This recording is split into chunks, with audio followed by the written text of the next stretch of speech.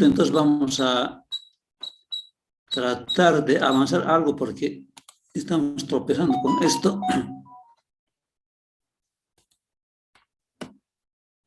A ver, hablaremos del mecanismo de la hemostasia. ¿Qué es hemostasia? La hemostasia es ese proceso por el cual no se produce la hemorragia, ¿no? Entonces la hemostasia significa coagulación de la sangre. Bueno, entrando directamente a lo que es la hemostasia. ¿Cuáles son los mecanismos de la hemostasia? Son, 1, espasmo vascular. 2, formación de tapón plaquetario.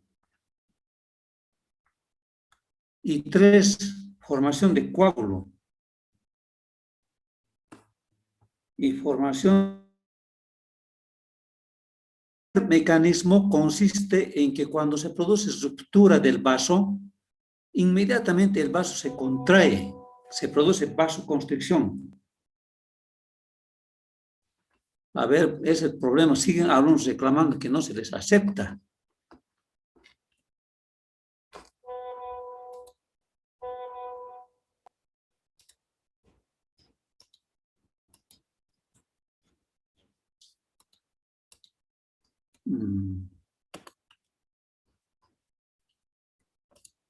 A ver, es un problema.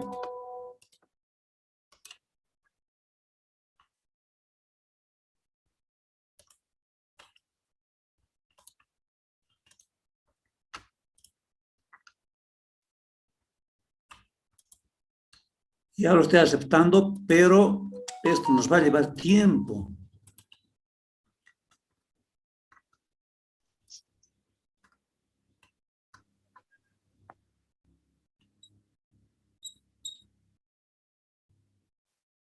Entonces, el primer mecanismo es el vasoespasmo. Y se produce vasoespasmo por reflejos nerviosos, espasmo miógeno local y factores humorales locales. Vean, cuando nos cortamos una vena, un vaso sanguíneo, se estimulan reflejos nerviosos que provocan contracción del vaso, pero también intervendrían factores musculares, es decir, el mismo músculo, por ser elástico, se contraería. Y finalmente habrían sustancias hormonales, como por ejemplo el tromboxano A2, que provocaría contracción del vaso. Entonces, estos serían los 3 mecanismos que van a provocar espasmo vascular. Este mecanismo es muy importante. Supongamos que tenemos un corte, inmediatamente nuestros vasos se contraen y eso evita que se pierda sangre. Ya, entonces es importante entender este aspecto. Ahora, la formación de tapón plaquetario.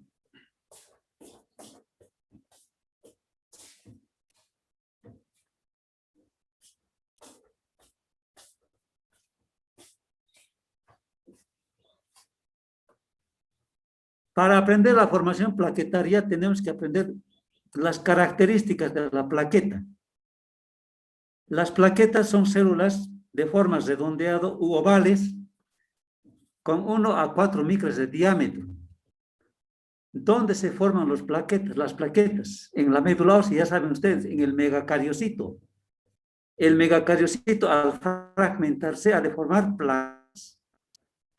¿Cuál es la cantidad normal de las plaquetas? Es de 150.000 a 300.000 por milímetro cúbico de sangre. Promedio medio de vida, ciclo vital, 8 a 10 días. Su característica de la plaqueta, a pesar de que no tiene núcleo, es que en su citoplasma tiene moléculas de actina, de miosina, de trombostenina. Todas estas proteínas intervienen en la contracción. También existen restos de retículo endoplásmico y aparato de Golgi. Estos restos siguen sintetizando enzimas. También vamos a encontrar en las plaquetas mitocondrias que sintetizan ATP, enzimas que sintetizan prostaglandinas, una proteína llamada factor estabilizador de la fibrina y finalmente factor de crecimiento. Todo esto está en el citoplasma de la plaqueta. En su membrana vamos a encontrar una cubierta de glucoproteínas, el cual evita su adherencia al endotelio vascular, importante. Esta cubierta de glucoproteínas evita entonces que se formen tapones de plaquetas en un endotelio vascular normal. Y finalmente en su membrana vamos a encontrar fosfolípidos. Entonces, para la formación del tapón plaquetario es importante estas características de las plaquetas. Por ejemplo, sus moléculas de actina, miosina, trombostenina van a provocar contracción. Las mitocondrias en ATP, etcétera, etcétera. Entonces, al contacto con la colágena de la pared vascular lesionada, se hincha en la plaqueta, se refiere, ¿no? Se hincha y emite pseudópodos. Sus proteínas se contraen y liberan gránulos con varios factores pegajosos para adherirse al colágeno y a la proteína llamada factor de von Willebrand en el plasma.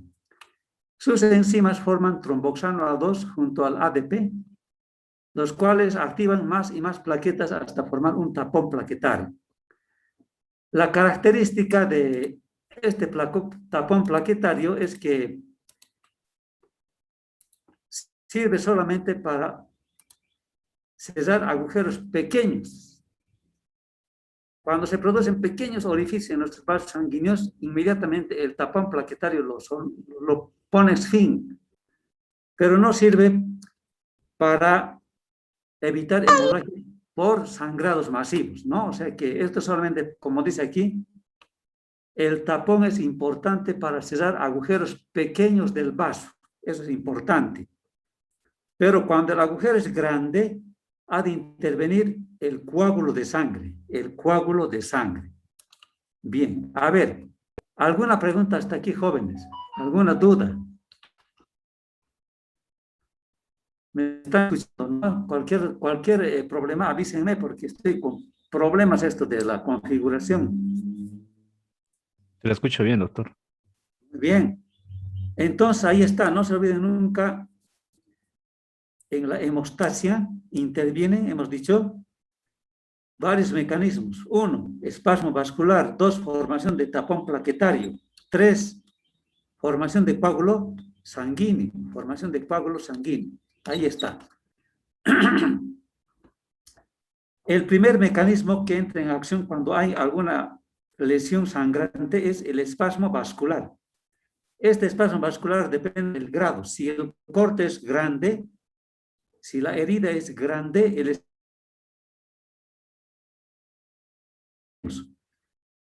supongamos que una persona se hace un corte en el antebrazo, inmediatamente esos vasos sanguíneos lesionados se van a contraer para evitar que sangre.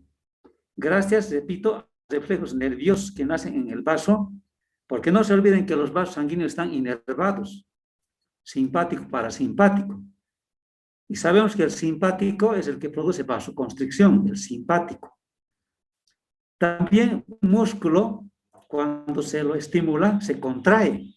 Entonces, por tener fibras musculares lisas, este vaso sanguíneo lesionado se contrae por espasmo miógeno local. Esto no es por nervio, es por espasmo miógeno. Y finalmente se liberan sustancias, como hemos visto, el tromboxano A2, por ejemplo, de las plaquetas, que van a provocar vasoconstricción. Ahora, si nos dicen, al final, ¿quién es el que se encarga de producir vasoconstricción? La respuesta será todas intervienen. Reflejos nerviosos, espasmo miógeno, factores humorales, todos intervienen provocando vasoconstricción. Ahora, como médicos, ¿qué vamos a hacer? Si la herida es grande, si el corte es grande, donde se está perdiendo sangre, no crean ustedes que este espasmo lo va a completamente solucionar el problema. No, va a seguir habiendo sangrado. Por supuesto que el vaso sanguíneo se ha contraído y está evitando que sea mucho más grave.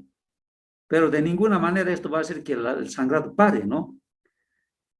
En ese caso, nosotros tenemos que hacer una ligadura, agarrar un torniquete, un elástico y colocar en el brazo. Si la herida es en el antebrazo, colocar en el brazo, arriba de la herida y hacer una compresión, una ligadura, un torniquete. Al comprimir nosotros vamos a evitar que sangre la persona. Es una medida hasta llegar al hospital. Porque imagínense si lo dejamos con su ligadura toda la hora, podemos provocar necrosis.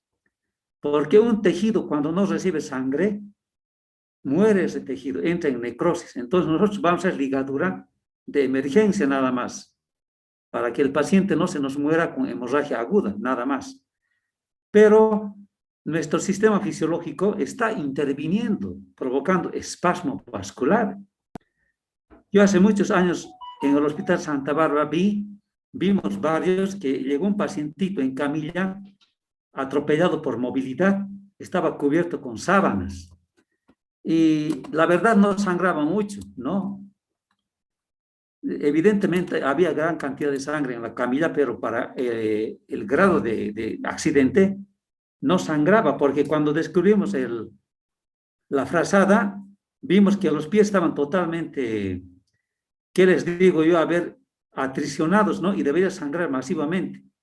Lo que pasa es que había vasoespasmo importante y eso le estaba protegiendo al paciente, aunque seguía sangrando, pero era menos, gracias al espasmo vascular.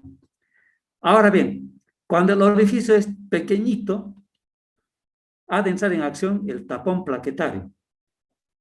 Les decía que hay que conocerlo a la plaqueta para estudiarlo. Su forma es de disco redondo, oval, mide de 1 a 4 micras de diámetro, se forma en la médula ósea a partir de los megacardiocitos. Hay 150.000 a 300.000 plaquetas, dura 8 a 10 días la vida de la plaqueta. Su citoplasma tiene importantes elementos, como son moléculas proteicas contráctiles, como la actina, miosina, trombostenina. Tienes estos desde el endoplasma, aparato de Golgi, mitocondrias, etc. En su membrana es importante ver que tiene una glucoproteína cobertora que evita que se adhiera al endotelio vascular. Les decía que cuando el endotelio vascular está normal, no tiene por qué pegarse porque el endotelio está liso. En cambio, cuando se lesiona el endotelio vascular, presenta irregularidades, ahí sí se puede pegar la plaqueta. Y también tienen fosfolípidos que van a intervenir en la coagulación, ¿no? Entonces, aprender estas cosas jóvenes. Entonces, la plaqueta, cuando se pega a la pared del vaso lesionado, obviamente pequeñito tiene que ser acá, la plaqueta se hincha, emite pseudópodos, sus proteínas que se contraen y liberan gránulos, ¿no? Pegajosos para adherirse. Y también estimulan a la proteína llamada factor de von Willebrand en el plasma, que ha de aumentar todavía su acción. El tromboxano A2 ADP va a activar más y más y más plaquetas hasta formar un tapón plaquetario. El tapón es importante para cerrar agujeros pequeños del vaso. ¿Qué pasa cuando la persona tiene 20.000, 10.000, 30.000 plaquetitas en vez de tener 150.000 a 300.000? A esa persona que tiene trombocitopenia, así se llama, trombocitopenia o plaquetopenia se llama, se le va a presentar hemorragias subcutáneas, llamadas petequias,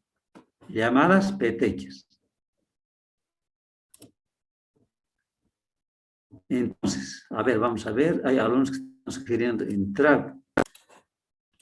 En la piel vamos a encontrar, les decía entonces, un momentito, petequias, unos puntitos de color rojo del tamaño del alfiler en la piel, como máculas, como manchitas rojitas, que al apretar con nuestro dedo, estas petequias, vamos a comprimir con nuestro dedo, vamos a ver que no desaparecen. Continúan ahí. ¿Por qué no desaparecen? Porque hay hemorragia subcutánea. Estos puntitos son consecuencia de disminución de plaquetas. A esto llamamos petequias. Petequias. Bueno, por eso es importante que deberíamos tener entre 150.000 a 500.000 plaquetas normalmente. Bien, ¿alguna pregunta hasta aquí, chicos, chicas? A ver.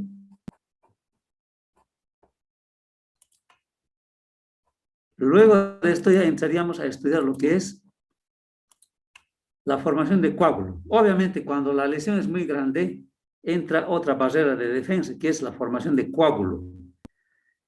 Aquí hay tres mecanismos. Primero, formación del activador de la protrombina. Segundo, conversión de la protrombina en trombina. Tercero, conversión del fibrinógeno en fibras de fibrina. Esto memoricen. Los tres mecanismos son entonces, primero, formación del activador de la protrombina. Segundo, conversión de la protrombina en trombina. Tercero, conversión del fibrinógeno en fibras de fibrina. Entonces, mediante estos tres mecanismos, finalmente se va a producir la formación del coágulo sanguíneo. Tienen que aprender ustedes de memoria los factores de la coagulación de la sangre. Hay varios factores de la coagulación. Empezamos con el fibrinógeno, factor 1. Protrombina, factor 2. El factor tisular es el factor 3, llamada también tromboplastina tisular. El calcio es un factor muy importante para que se forme coágulo. Es el factor 4. Factor 5, la proacelerina o factor lábil. Directamente brincamos al factor 7. Hay factor 6, pero dice que no intervendría activamente en la coagulación. Por eso se salta al factor 6, no se lo nomina directamente al 7. Ese es el acelerador de la conversión de la protrombina, también llamada proconvertina. Es el factor estable. El 5 era el factor lábil. El 8 es el famoso factor antihemofílico A. Cuando este factor falla, la persona puede tener hemofilia. Por eso se llama factor antihemofílico. El factor 9 es el factor Christmas o antihemofílico B. El 10 es el factor Start-Prower. El 11, el antihemofílico C o también llamado antecedente de tromboplastínico del plasma, PTA. El 12, factor de Ageman. El 13, factor estabilizador de la fibrina. La procalcreina, sininógeno de masa y las plaquetas. Ahí están, ¿no? Todos estos son factores que han de intervenir en la coagulación. A ver, ¿alguna preguntita por acá? Antes que el tiempo termine. Yo creo que esto vamos a continuar mañana con el tema de coagulación, porque es un tema un poquito más largo. Para que no se confunda, no quiero avanzar tan rápido para que no se confunda. Entonces, hemostasia tiene tres mecanismos: espasmo, tapón plaquetaria y coágulo sanguíneo. ¿Cuál de los tres es el más importante?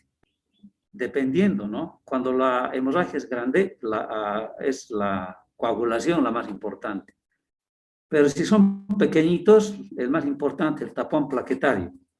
El espasmo vascular obviamente ha de intervenir en todo tipo de lesión vascular, precisamente, ¿no? Bien. ¿Alguna pregunta? ¿Quedamos aquí o seguimos avanzando? A mí me gustaría avanzar un poco más, a ver. Doctor, una pregunta. Estaba Adelante. leyendo en un libro y había un cuarto factor que es la proliferación del tejido fibroso. ¿No Ah, ya. entraría? Está bien tu observación. Muy bien, claro que sí. Claro que sí. La proliferación del tejido fibroso es la última parte cuando ya el coágulo ha completado de cesar el orificio. No se va a quedar el orificio así, ¿no es cierto? No va a quedar abierto. Tiene que rellenarse con formación de tejido fibroso. Aquí van a intervenir los fibroblastos. Los fibroblastos. Y esto tarda más o menos una semana. A ver, ustedes cuando tengan una herida en la piel, por ejemplo, van a ver que va a empezar a hacerse el coagulito, va a cerrar la herida y a la semana ya pueden frotar, porque ya está el tejido fibroso cerrando la herida. Evidentemente, no hay que tomar en cuenta eso. En cuarto lugar sería la formación de tejido fibroso, ¿no? O sea, el sello, diríamos, de la herida que se ha producido. Eso es cierto. Vamos a agregar ahí, por si acaso, es importante ese detalle que su compañero ha mencionado. Ahí por eso me gusta cuando mis alumnos intervienen, ¿no? Alguna cosa que se nos olvida, nos hacen recordar también. ¿Qué apellidas, alumno que me ha hablado? Durán, doctor. Ah, ya, Durán está participando muy bien, ¿ah? Ya, entonces vamos a agregar ahí ese cuarto mecanismo también, ¿ya? Bien, si no hay más preguntas, mañana nos veremos. Estoy un poco preocupado con esto de mi configuración. No puedo entrar ni al L-Campus. E-Campus está bloqueado. Aquí apenas he podido entrar. Se perdió mi link. He hecho otro link. Hemos creado este link que espero que lo compartan porque el otro link no va a dar ya. Muy bien. Entonces nos veremos mañana. Aquí quedaremos. Chao, chao. Hasta luego, doctor.